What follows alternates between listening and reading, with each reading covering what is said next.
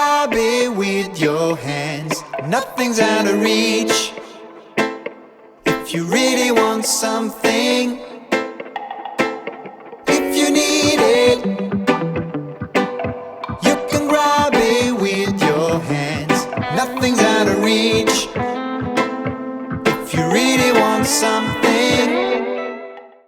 Hello to all the wonderful people out there. Welcome to Jamaican Experience. My name is Gabi and today I'm going to tell you about my first 6 months in Jamaica and how I ended up in jail. A big thank you to all the people who subscribe to our channel. Keep it up and remember to subscribe, like and share and comment below. So people, after the first time we went to Miami, remember I told you that story already in my last video. It was time again to leave the island for 72 hours, and because we didn't want to go to Germany as yet, we decided to go on another trip to Miami and stay there for like 3 days, and that's what we did. In Miami, we did do a lot of sightseeing and we did look for a hairdresser, which we couldn't find none, which is really funny. I mean, up to this date, I don't know where in America are the hairdressers. So if any Americans are watching this video, please let me know down below where are the hairdressers in America. Because we didn't find any, except for one time in New York. Much later on, we find one at Macy's, which was so expensive that you hardly couldn't afford that. But we never find a hairdresser. I don't know why. Are we so stupid or what happened here? I remember next time we went to the beach because everybody hear about Miami Beach and how it's pretty. And the first time around, we never really got the chance because our trip was so short. So we said, okay, let's go check out the beach. And it was nice, broad, white sand beach and thing. And it was nice weather, blue sky. And I don't know what kind of day we went there, but I remember all those people dressed in black, having on their hats, those nice curly hairs on his side. So they were Orthodox Jews. And they are all over the beach. I mean, it was a sight for itself, believe you me. It's not about religion or anything. I'm not a hater or whatsoever, but it was, I wish I would have a camera that day. Imagine, blue sky, white sands beach, and everywhere those black dots. It was something else. I will never forget. So after our stay there was over, we went back to Jamaica, this time without problems at the immigrations. We went back home. Relaxed, first of all, most important, happy to be back home. And we did our usual thing. Once in a while we went to the beach and we did our weekly shopping tour, like mostly on Wednesdays, I believe. And I remember one time we met our friend, one of our friends, I could say his name but I won't, okay. So, and he told us about 2 Canadian girls who did end up in jail. And he asked us a favor and he said if we could please call the parents in Canada because he could not afford to call Canada. First of all, I have to say, imagine somebody asks you that. Imagine you get a call from a total stranger that your children end up in jail. I mean, how are you going to tell them that? So we were really confused. Of course, we couldn't say no to that. And we know calling Canada is expensive and all of that. So, of course, we did say yes. But what we did first, we went to Montego Bay Barnett Street, where the jail was in those days. Probably is still there. Even though I know they have their new police station. And we went to see the girls. Before we even reached there, we bought some box food. And we bought a couple of drinks just to be on the safe side, to make sure we had something with us so they have something to drink and to eat. When we got there, it was a big discussion inside the police station. We had to explain ourselves what the hell we are doing here. So we said we just met this guy and he told us about the Canadian girls. Obviously they were just 17 and 18 years old, still very young. And we just wanted to visit them and see if they are okay. So they said it would be okay, we can go inside and see them. So they lead us inside. It was so dark in there, people.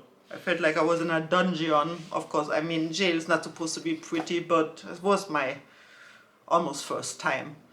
So we went inside, past couple of jail cells. There was this place where you could just walk, and the cells there behind, one beside the next and the next and the next. And on the very last one, there were the two girls. They were so happy to see us, even though we didn't know each other. Also, they were just happy to see anybody at all. They were happy we brought some drinks and food. They said the food there was just awful. I mean, yeah, jail is not there to feed you properly, right? And we talked a little bit. Number one, our concern was that they were mistreated inside these cells because there were many other women, and I mean many. And luckily, all the girls in there treated them very well, and nobody did do them no harm. So after we talked for a while, we saw this something here is not right, because they always talked about this one guy, and that he was the one who told the one girl, you just carry some drugs to Canada, and when you come back we have money and we live life.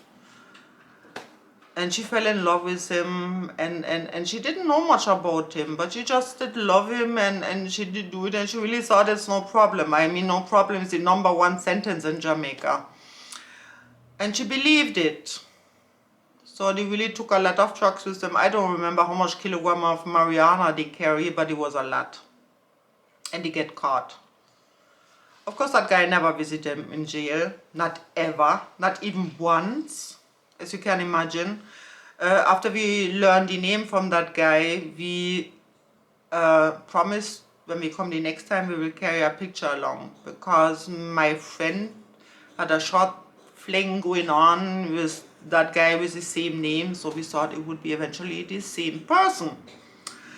So the next time we came back, a couple of days later, we showed them the picture, and hello, it was the same guy, Can you imagine? We didn't know by then also that guy was married, most definitely, and had more than one child. So he was just lying, you know? And it was so awful. I felt so bad for the two girls. I mean, you have to remember also 17 and 18 years old. It could be my daughters, it could be anyone's daughters. Of course they are stupid, you shouldn't do that in the first place, but you know, when love talks and your heart talks, also you forget everything else. So we decided to visit them a third time after we showed them the picture and so on. We find out it's the same guy. And we visit them for a third time, which was actually last time, people. I never was so afraid in my life. I believe so, really. Because when we went there the third time, the people really got mad at us. They said, if we see you here one more time, you will stay here. We will lock you behind bars too, and you will stay here until you rot. And I will never forget that. And then this big lady come. I mean, she was big, broad, fat, and loud. Her voice was so loud you could hear a Baton Road somewhere from downtown Montego Bay. And she scared God knows what out of me. My friend, she's a bit shorter than me, and I'm a bit taller, you know, so you can imagine. I hid behind my friend, just so I was shocked. I just really did hide behind her. I never forget that. I'm such a coward, I know. And we never get to see the girls.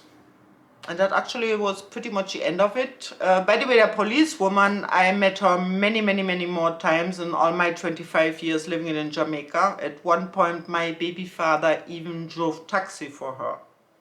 So much about that, right? But that's a different story. The girls we never did see again, but we met that Jamaican guy again, and he told us weeks after the court and everything, that the two girls were convicted to jail, and the sad reason was the parents couldn't pay the ransom money, It was like 60,000 Canadian dollar, sort of something. I think it was 60,000 Canadian dollar for each child. And they didn't have that kind of money. Imagine how you must feel as a parent if you can't help your own child getting out of that situation. It must be just plain awful. And so they stayed in jail in Jamaica. I never heard from them again, which is really sad. And up to this day, I wonder what happened to them. So that was how I ended up in jail the first time in Jamaica.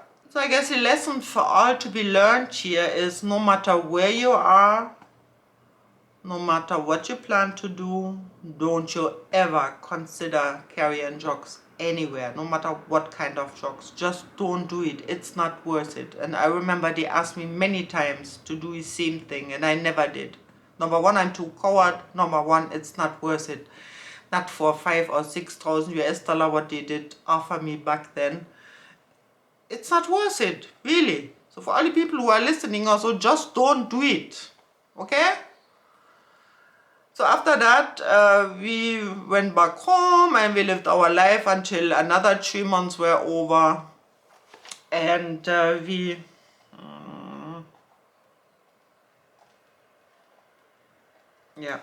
after that, we flew back to Germany, again over Miami, because I believe in those days, I'm not quite sure, but I think there was not a direct flight.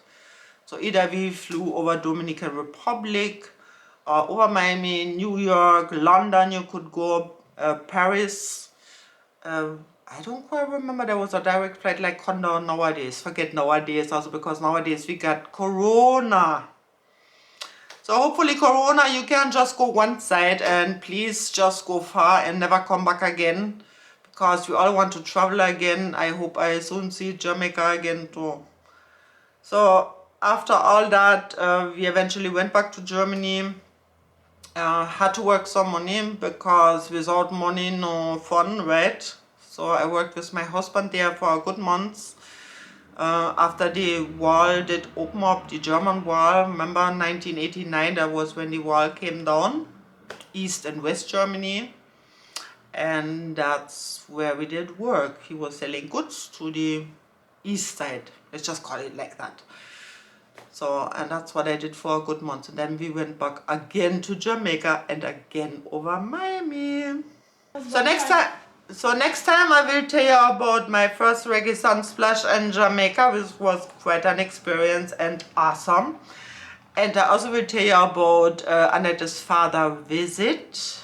And yes, and hello, my husband finally came to Jamaica. Whoa, even though just for holidays. So that will be in my next video. So guys, this was it for today. Thank you for watching. See you next time. Please take care of yourself and remember, subscribe, like and share and comment below. Goodbye. Bye bye. Yeah, your heart is a sun and it shines as it opens. Where your heart is a sun and it shines as it opens. Yeah, your heart is a sun